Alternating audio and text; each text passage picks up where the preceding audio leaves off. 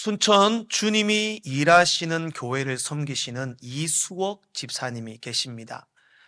작년 다니엘 기도회 때에 간증을 하신 분이신데요. 집사님은 인간이 느낄 수 있는 통증 중엔 가장 극심한 고통을 느낀다고 하는 CRPS, 복합 부위 통증 증후군이라는 이런 고통을 앓고 있습니다.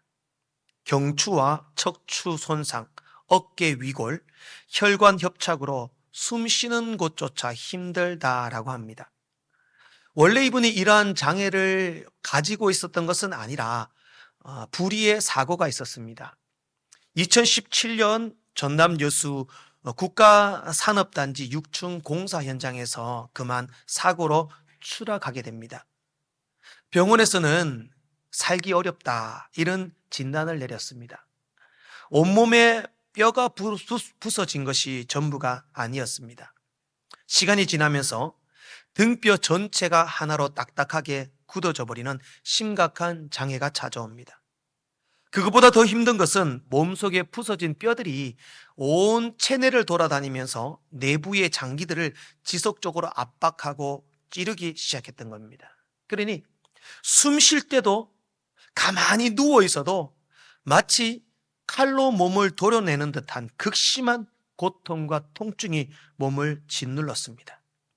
강력한 마약성 진통제조차 소용이 없었습니다. 그러나 포기하지 않고 3번이나 병원을 옮기면서 3번째 병원에서 6개월 동안 다리에 무거운 줄을 달고 골반을 고정해서 생명은 유지하게 됩니다. 그러다가 오랜 병원 투병 생활 끝에서 병원 생활하는 가운데 어떤 한 사람을 만나는데 그 사람이 투자나 이런 것들을 권유해서 잠깐 잘못해서 또 그 사람에게 사기를 당합니다. 절망의 끝에서 나는 살 자격이 없다. 넥타이로 목을 메어 자살을 시도합니다. 넥타이가 집사님의 몸무게를 이기지 못하고 끊어지는 바람에 기적적으로 살아나게 됩니다. 완전히 인생이 바닥으로 곤두박질 치게 된 겁니다. 그래서 국가에서는 이 사람을 그래도 보호해야 한다라는 의미로 정신병원에 입원을 시킵니다. 정신병원에서 간병을 하는 한 분을 만났는데 교회 권사님이셨습니다. 그래서 그분을 통하여 신앙생활을 하게 되었고 인격적으로 예수님을 만납니다. 그때 주님은 집사님을 찾아오셔서 하셨던 말씀이 나는 너의 아픔을 안다. 그리고 나는 너를 여전히 사랑하고 있다. 그렇게 위로하셨고 그 위로를 받고 일어설 힘과 용기가 생기게 됩니다. 그리고 집사님은 이렇게 고백을 합니다. 하나님의 위로를 경험했다고 내 육신의 통증이 그 자리에서 마법처럼 사라지거나 수술이 취소된 것은 아니었습니다. 칼로 장기를 찌르는 듯한 통증은 여전히 제 육체를 괴롭혔습니다. 그러나 하나님이 주신 참된 위로의 본질은 외적인 환경의 변화가 아니라 내면의 완전한 회복이었습니다. 이렇게 고백을 하고 있습니다. 이수옥 집사님이 만난 하나님은 위로의 하나님이셨습니다. 우리가 넘어지고 쓰러지고 좌절하고 힘이 없어 낭망할 때 주님은 밤하늘의 따뜻한 별빛처럼 조용히 우리에게 다가와 내가 네 편이야. 내가 너와 함께하고 있어. 나는 너의 아픔을 알고 너를 여전히 사랑하고 있어. 이렇게 말씀하시며 우리에게 힘과 용기를 주시는 분이신 줄로 믿습니다. 2024년 통계청의 자료에 의하면 대한민국 성인 3명 중 1명은 사회적 고립감을 느낀다. 이런 조사 결과를 발표했습니다. 이 사회적 고립감을 느낀다. 이 말이 어떤 의미냐면 누군가 사람들이 힘들고 어려울 때에 나를 좀 도와주십시오. 나 이렇게 힘들어요. 이렇게 말할 수 있는 대상들이 없다라는 겁니다. 3명 중에 2명은 나 힘들어요. 도와주세요. 말할 대상이 있지만 3명 중 1명은 그런 말할 사람조차 없는 외로움을 느낀다. 그런 통계를 발표를 했습니다. AI 시대를 살아가고요. 좋은 집과 좋은 환경, 좋은 차, 맛있는 음식과 최고의 환경과 문화를 즐기며 살아가는 세상이 오늘날입니다. 그런데도 3명 중 1명은 외롭다, 공허하다, 어디에도 위로가 없고 어디에도 대화 상대도 없고 혼자 소외감을 느끼며 살아간다라는 겁니다. 그래서 요즘 사람들이 가장 많이 하는 게 뭘까요? 외로우니까 유튜브로 하루 종일 마음을 달랜다고 합니다. 건강, 정치, 여행, 요리, 어른들은 봤던 거 또 보더라고요. 얼마나 열심히 보시는지.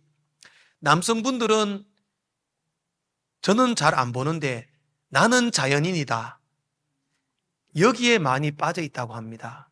그래서 하는 말이 뭐냐? 왜 나는 자연인이다를 많이 보느냐? 남성들은 나도 저렇게 살고 싶다, 그것으로 위안을 받는데요. 위로를 받는데요. 어디 나 위로해 주세요, 나 힘들어요 말할 대상이 없으니까 나는 자연인이다 이거를 보면서 위로를 받는다는 겁니다. 여성분들도 마찬가지입니다. 요즘에는 21세기 대군 부인에 빠져 있다는 얘기를 하더라고요. 안 보는 분, 저는 모르는데 우리 집에 있는 사람 많이 보더라고요. 거기에 나오는 아이유와 변우석을 보면서 나도 저렇게 예뻤으면, 나도 저렇게 멋진 남자를 만나봤으면, 그것으로 위안을 삼고 위로를 삼는다라는 겁니다. 제가 요즘 김창옥 교수의 강연을 몇 편을 들었습니다. 어떤 것을 느꼈느냐? 제 설교 100편보다 더 은혜가 되더라고요. 이유는 사람들이 왜 이 강연을 좋아하고 여기에 빠져 있느냐? 제가 이걸 한번 곰곰이 살펴봤는데 그 강연 속에는요, 이해가 있고 공감이 있더라. 마지막은 잘하고 있어요, 힘내십시오, 열심히 하십시오, 그런 따뜻한 위로가 있더라라는 것이었습니다. 그러니까 사람들이 그 강연을 보고 듣고 힐링했다, 마음이 치유되었다, 위로를 받았다, 이렇게 말을 하는 것입니다. 그런데 이상합니다. 그런 영상을 보고 강연을 듣고 책을 읽고 유튜브를 볼 때 그때 잠깐은 고개가 끄덕여집니다. 잠깐 마음의 위로를 받는 듯 합니다. 그러나 끝나고 나면 다시 공허가 밀려옵니다. 불안과 걱정과 염려와 삶의 문제 속에 직면하게 됩니다. 왜 그럴까? 세상의 위로는 말뿐이기 때문입니다. 말로만 하는 위로는 힘이 없습니다. 오히려 어설프게 힘내세요, 용기 내세요, 그런 다독임은 오히려 우리를 더 힘들게 할 뿐이라는 사실입니다. 오늘 이스라엘 백성들도 그렇습니다. 나라는 망했습니다. 성전은 파괴되었습니다. 70년 동안 바벨론이라는 최대의 강대국의 포로로 살았습니다. 여러분, 70년이 짧은 세월이 아닙니다. 거의 한 세기가 포로로, 종으로, 노예로 살았다라는 겁니다. 그러니 매일매일마다 사람들이 바벨론 강가에 나와서 저 예루살렘 시온성을 바라보며 언제 우리가 다시 고향으로 돌아갈까 눈물 흘리며 가슴 치며 그런 통회하는 그런 삶을 살았던 겁니다. 때로는 낙심하여 절망에 빠집니다. 하나님은 이제 우리를 버리셨다, 우리는 이제 끝이다, 더 이상 소망이 없었습니다. 사람들끼리 위로합니다. 여러분, 힘내봅시다, 해봅시다, 이스라엘이 회복될 겁니다. 그러나 그 모든 위로도 전혀 진정한 위로가 되지 못했고 오히려 더 슬픔, 고통, 절망만 가중되었다라는 것입니다. 이때 하나님께서 오늘 본문에 이사야 선지자를 통하여서 그래, 내가 너희들을 회복시켜 주마, 회복의 메시지를 선포하고 있는 내용이 오늘 본문의 말씀입니다. 본문의 내용을요, 조금 더 쉽게 이해하기 위해서는요, 우리가 이 오늘 본문의 장면을 하나님이 천국에서 이제 어전 회의를 하신다, 이렇게 생각하시면 됩니다. 하나님이 보좌에 딱 앉으셨고 하늘의 천군과 천사들과 사자들과 모든 하늘의 하나님의 시종들이 딱 앞에 이제 회의를 하듯이, 어전 회의를 하듯이 딱 섰다는 거죠. 거기서 하나님께서 정말 천둥과 번개 같은 목소리로 말씀하시는 게 뭐냐? 1절 말씀에 너희는 위로하라. 내 백성을 위로해라. 그렇게 하나님의 어전회의 자리에서 저렇게 힘들고 절망에 있는 백성들을 향해서 모든 하늘의 천군 천사를 모아놓고 너희는 내 백성들에게 선포해라. 위로해라. 위로해라. 저들을 위로해라. 그렇게 말씀하고 있는 것입니다. 오늘은 기나긴 바벨론 포로 생활을 지나면서 마음에 피멍이 든 이스라엘 백성들을 향하여 위로의 말씀을 선포하시는 하나님의 음성을 듣기를 원합니다. 그 음성이 지치고 힘들며 절망 속에 있는 우리 개개인에게 주신 하나님의 음성으로 듣고 참된 위로를 경험하시는 귀한 은혜가 있기를 축복합니다.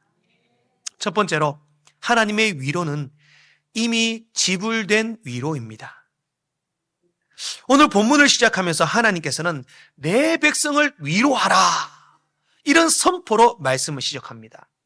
여기서 위로라는 이 나함이라고 하는 히브리어는 특별한 뜻이 있는데요. 그냥 말로 위로한다, 힘내세요, 얘들아 용기를 내라 이런 위로를 뜻하는 게 아닙니다. 이 나함이라는 단어는요, 깊은 한숨을 내쉰다 이런 뜻을 가집니다. 여러분, 주위의 사람들 가운데, 이웃 가운데 누가 정말 큰 고난과 환난을 당했을 때에 어떤 말로 위로할 수 없는 그런 상황이 됐을 때 우리가 어떻게 위로합니까? 아휴, 어떡하나. 그런 한숨이 나오지 않습니까? 할 말이 없다는 거죠. 한숨만 나오고 가슴만 탄식하게 되고 너무 안타까워서 길게 한숨을 내몰아시는 것. 이게 바로 나함이라는 단어입니다. 우리 사람들이 위로할 때는 그렇습니다. 힘내세요. 괜찮습니다. 좋아질 겁니다. 자기 일이 아니니까 그렇게 편안하게 한마디 툭툭 던집니다. 그러나 그런 상투적인 위로는 위로가 되지 않는다라는 겁니다. 하나님의 위로는 그런 말이 아니라 진짜 우리가 아파하고 힘들어하는 것을 같이 아파하면서 어떻게 깊이 한숨을 내쉽니다. 어휴, 어쩌면 좋을까? 어떻게 하면 좋을까? 저들이 저렇게 힘들어하고 외로워하는데 어떻게 하면 좋을까? 하나님도 그렇게 같이 아파하시며 그렇게 가슴을 치며 탄식하며 우리를 위로하고 계신다라는 겁니다. 많이 힘들지? 어쩌면 좋아? 내가 어떻게 도와주면 좋을까? 그런 깊은 탄식 가운데 깊은 한숨으로 우리를 격려하고 위로하며 공감해 주시는 것입니다. 자, 그러면 그 위로가 구체적으로 어떤 것이냐? 2절 말씀입니다. 우리 본문 2절 말씀을 같이 함께 읽어보도록 하겠습니다. 2절을 함께 읽겠습니다. 시작. 너희는 예루살렘의 마음에 닿도록 말하며 그것에게 외치라. 그 노역의 때가 끝났고 그 죄악이 사함을 받았느니라. 그의 모든 죄로 말미암아 여호와의 손에서 벌을 배나 받았느니라 할지니라 하니라 하시니라. 아멘. 우리에게 남 깊은 한숨을 내쉬며 어떻게 하면 좋을까? 저들을 어떻게 위로할까? 그 위로에 대해서 선포하시며 오늘 2절 말씀에 구체적으로 3가지를 그 위로에 대해서 말씀합니다. 첫 번째, 노역의 때가 끝났다. 죄악이 사함받았다. 그리고 벌을 배나 받았다. 이렇게 말씀을 합니다. 여기서 이 노역이라는 뜻은요, 우리 노역이란 말을 들으면 힘든 일, 아주 어려운 일을 노역이라고 생각을 합니다. 그러나 이 노역이라는 원문의 의미는 군복무, 군대는 강제입니까? 선택입니까? 강제죠. 무조건 가서 거기에 통제를 받아야 합니다. 군복무와 같은 강제징용을 의미하는 것이 바로 이 노역이라는 뜻입니다. 그러니 이스라엘 백성들은 강제로 바벨론에게 끌려가가지고 끝나지 않는 혹독한 노역의 시대, 강제징용의 포로 생활을 하고 있었다라는 겁니다. 주님은 이제 이스라엘에게 너희들의 그 강력한 혹독한 구속의 기간, 강제징용의 기간이 어떻게 되었다? 끝났다. 이렇게 선포를 하십니다. 또한 죄악을 사함받았다. 죄악을 사함받았다는 것은 채무가 완전히 청산되었다. 이런 법적인 선포입니다. 강제징용의 시대가 끝났고 노역의 시대가 끝났고 너희 죄로 인하여 벌받고 있는데 그 모든 죄가 법적으로 완전히 청산되었다. 누가 해결하셨습니까? 주님이 해결해 주셨다. 이렇게 말씀하는 것입니다. 그리고 마지막으로 벌을 배나 받았다. 이 벌을 배나 받았다라는 이 표현은 매우 흥미로운 배경이 숨겨져 있습니다. 문맥을 보면 이스라엘 백성이 죄를 지어 바벨론 포로가 되었습니다. 그래서 벌을 배나 받았다라고 말하면 벌을 몇 배? 2배. 벌을 2배나 더 큰 벌을 받았다. 이런 뜻으로 들립니다. 그러나 이 표현은요, 고대 근동의 독특한 법적 전통과 관련이 있습니다. 당시 사람들은요, 누군가 채무자가 빚을 지면 채권자가 그 채무 증서를 많은 사람들이 오고 가는 그 광장의 기둥에 그 채무 증서를 딱 써서 못으로 딱 박아 놓습니다. 그러면 사람들이 다니는 광장의 기둥에 채무 증서가 딱 박혀 있으면은 구병모가 누구누구에게 얼마의 빚을 졌습니다라는 증표가 기둥에 딱 붙는 거죠. 그러면 사람들이 지나가다가 볼까요? 안 볼까요? 보는 거죠. 아이고, 구병모라는 사람이 누구누구에게 얼마나 빚을 졌구나. 그것을 보게 됩니다. 그런데 지나가는 사람들이 저를 아는 사람이거나 구병모를 불쌍히 여기는 사람이 아이고, 저렇게 빚을 져서 어떡하노? 내가 저 빚을 대신 갚아줘야겠다. 그리고 그 사람 채권자에게 빚을 대신 갚아줍니다.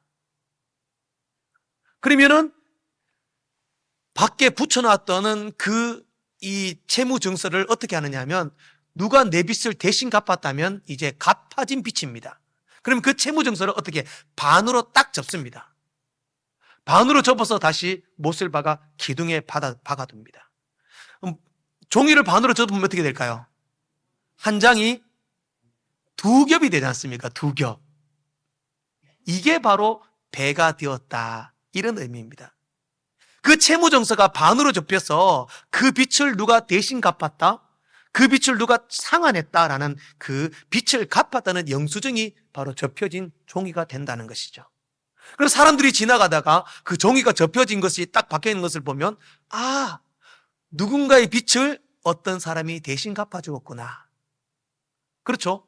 구병모라는 사람, 저도 지나가다 보고 내 채무증서가 반으로 딱 접힌 것을 보고 누가 내 채무를 대신 갚아주었구나 기뻐하게 되는 거죠. 이게 바로 하나님의 위로다라는 겁니다. 우리 모두는 죄악과 수치와 실패와 절망의 강제징용과 같은 노역의 시대를 살았습니다. 그러나 주님이 그 모든 우리의 죄악의 빚을 청산하셨습니다. 어떻게 해요? 친히 십자가에 달리시사 보혈의 피를 흘리심으로 인하여 우리의 모든 죄를 반으로 딱 접어서 배가 되게 하여 갚아주셨다라는 것입니다. 팀 켈러 목사님도 그의 설교에서 하나님의 위로는 단순한 감정적인 다독임이 아니다. 그것은 법적이고 실제적인 죄 사함의 선언에서 시작된다. 이렇게 쓰고 있습니다. 사랑하는 성도 여러분, 우리의 진정한 위로는 어디에 있을까요? 괜찮아. 잘 될 거야. 힘내. 용기를 내. 그런 상투적인 몇 마디의 말이 우리에게 위로가 될 수 없습니다. 우리의 위로는 실제적인 나의 아픔과 고통을 보시며 어떻게 할까? 깊은 한숨을 내쉬며 우리 죄악의 채무의 증서를 반으로 딱 접어서 해결하여 주신 속죄의 위로, 이미 대속해 주신 그 위로가 우리에게 가장 큰 위로가 될 줄로 믿습니다. 힘들고 어렵고 고통스럽고 아무도 힘들어요, 내 문제 들어주세요 말할 대상이 없을지라도 나의 모든 죄를 대속하여 주신 주님의 위로가 있기에 그 주님 앞에 나와 부르짖고 엎드릴 수 있는 여러분 되시기를 주의 이름으로 축복합니다. 두 번째로, 하나님의 위로는 준비된 자에게 임하는 위로입니다.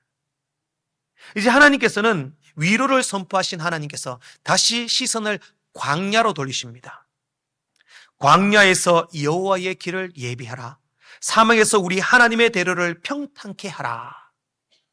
그래서 4절 말씀을 보면 골짜기는 도두어지고 산과 언덕은 낮아지고 고르지 아니한 곳은 평탄하게 되고 험한 것은 평지가 된다. 이렇게 말씀하고 있습니다. 이 말씀은 광야와 같은 세상을 살아가는 우리들에게 주신 하나님의 말씀입니다.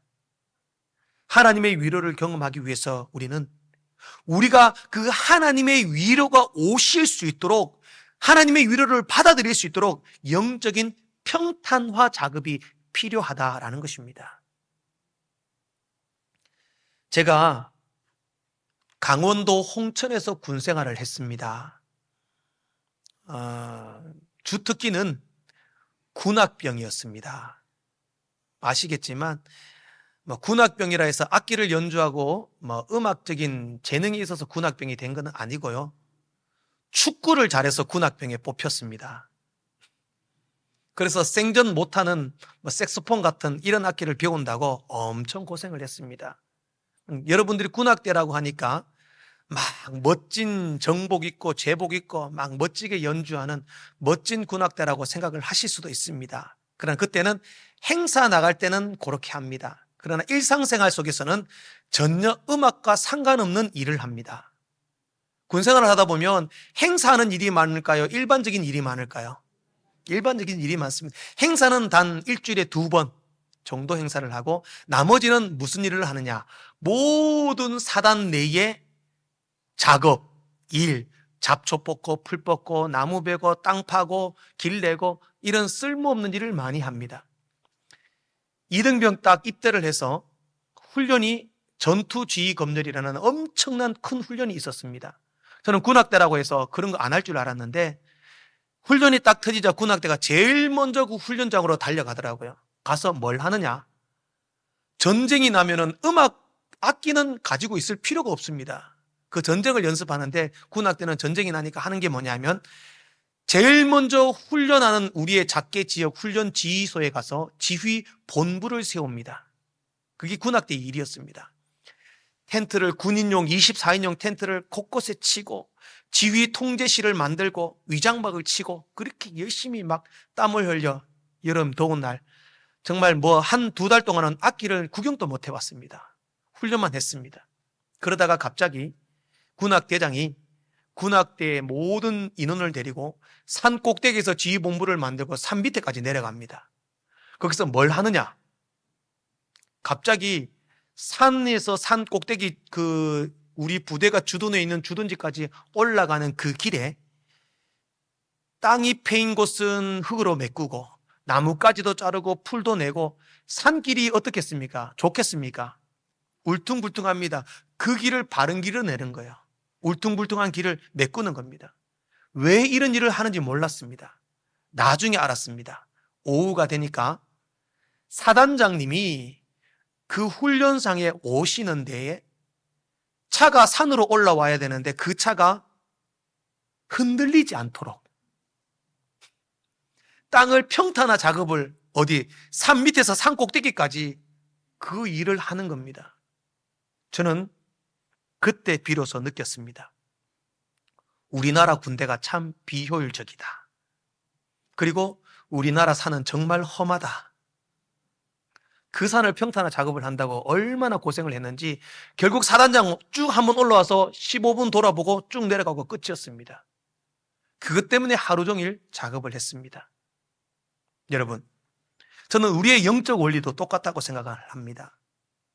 하나님의 참된 위로를 경험하기 위해서는 우리의 삶에도 평탄화 작업이 필요합니다. 그래야 주님이 우리 마음속에 찾아오신다라는 겁니다. 우리 속에 있는 세속의 장애물을 제거해야 합니다. 거짓과 욕심과 음욕과 부정과 부패와 세상의 죄악의 습성들을 몰아내고 주님 오실 길을 예비해야 한다라는 겁니다. 산처럼 높이 솟아있는 우리의 교만을 깎아내려야 합니다. 아픔이나 상처나 절망의 골짜기에 웅덩이가 패여 있다면 이 웅덩이를 메꾸어 평지를 만들어야 합니다. 주님의 위로가 찾아오실 수 있도록, 주님이 내 속에 임재할 수 있도록 신앙의 평탄화 작업을 해야 한다라는 겁니다. 그래서 제가 늘 강조하는 말씀이 성숙한 그리스도인이 되십시오. 예수님 닮은 사람이 되십시오. 성도가 되십시오. 우리의 신앙생활의 목표가 거기에 있습니다. 내 신앙의 평탄 작업을 위해서 날마다 깎여져 가고 치워나가고 하나님의 완벽한 임재, 하나님의 기대를 소망하고 바라게 되는 것입니다.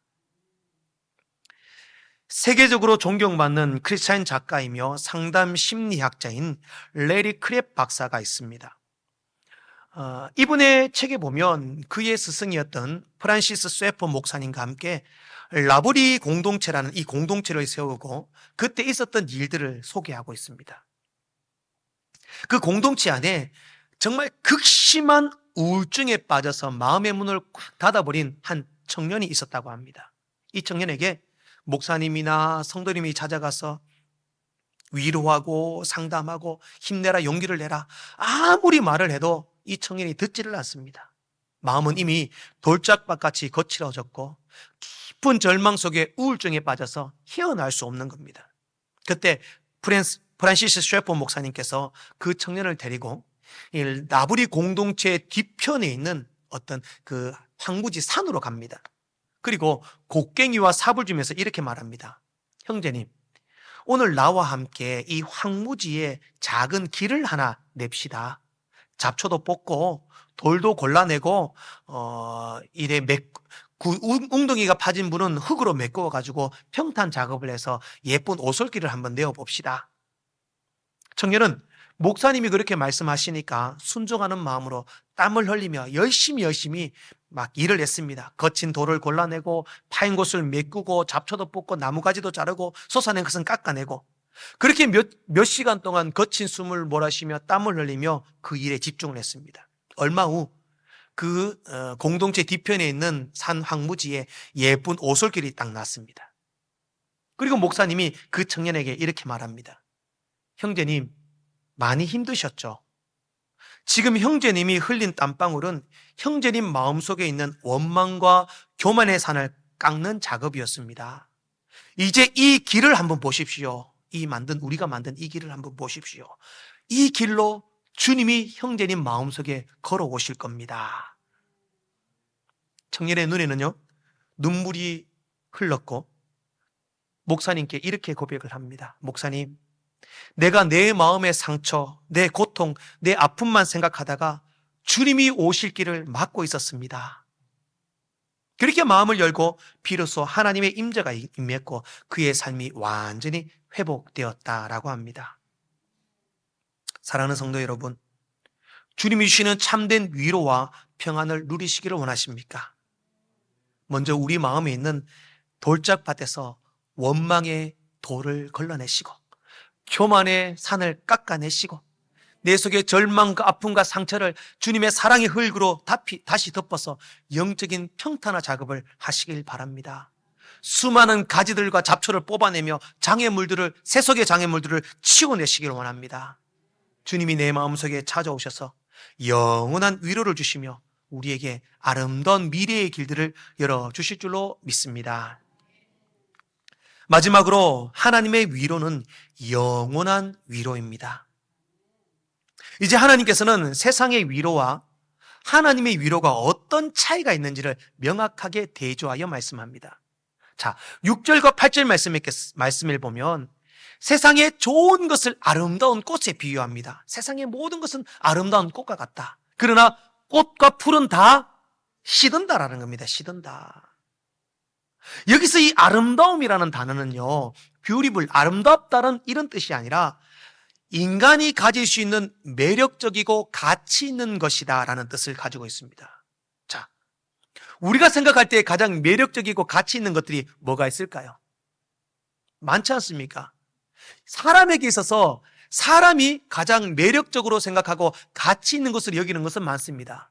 가장 먼저 재물, 돈이 있습니다. 건강이 있습니다. 젊음이 있습니다. 우리 원로 목사님 이런 말씀을 하시더라고요. 목회 성공하는 것, 큰 목회하는 것 다 중요한 게 아니다. 제일 좋은 거는 젊은 게 제일 좋다. 이렇게 말씀하시더라고요. 권력도 있습니다. 얼마나 우리의 관심을 끌 수 있는 매력적인 좋은 것들이 많습니까? 그러나 그 모든 매력적이고 좋은 아름다운 것은 들의 꽃과 같고 풀과 같으니 결국은 다 시듭니다. 건강도 시듭니다. 젊음도 시듭니다. 재물도 시듭니다. 이 모든 세상에 가치 있는 것들은 시들고 없어지기 때문에 우리가 의지할 대상이 아니다라는 겁니다. 그러나 하나님의 말씀만은 영원하리라. 11절 말씀입니다. 그는 목자같이 양떼를 먹이시며 어린 양을 그 팔로 모아 품에 안으시며 젖먹이는 암컷들을 온순히 인도하시리로다. 아멘.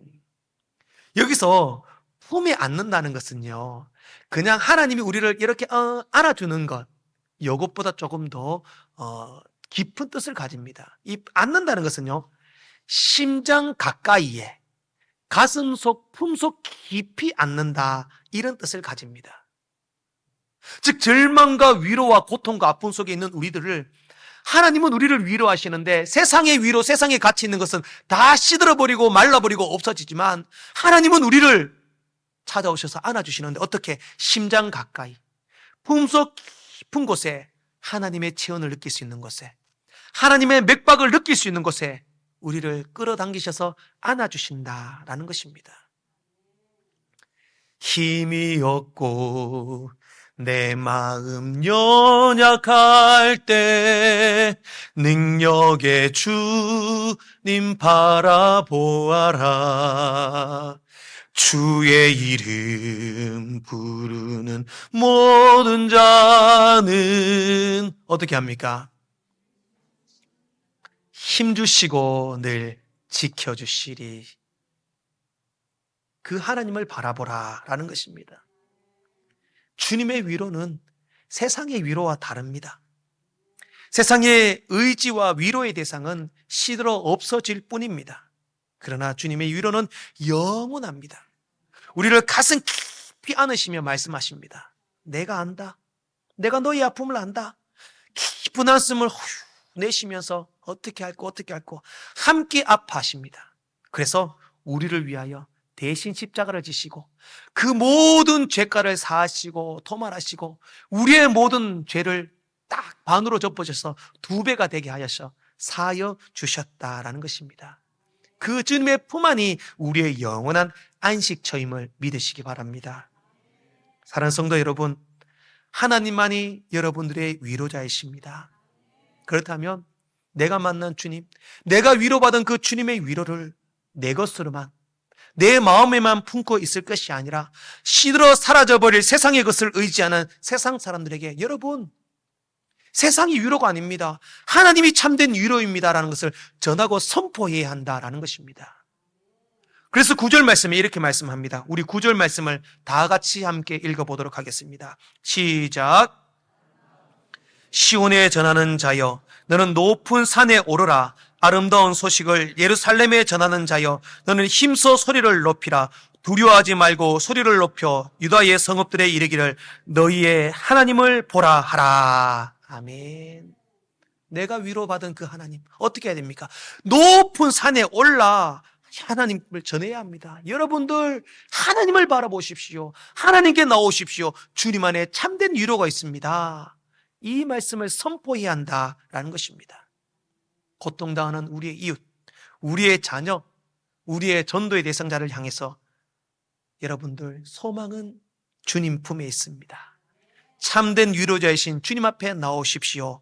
담대히 증거하시고 복된 위로의 통로가 되시는 여러분 되시기를 주의 이름으로 축복합니다.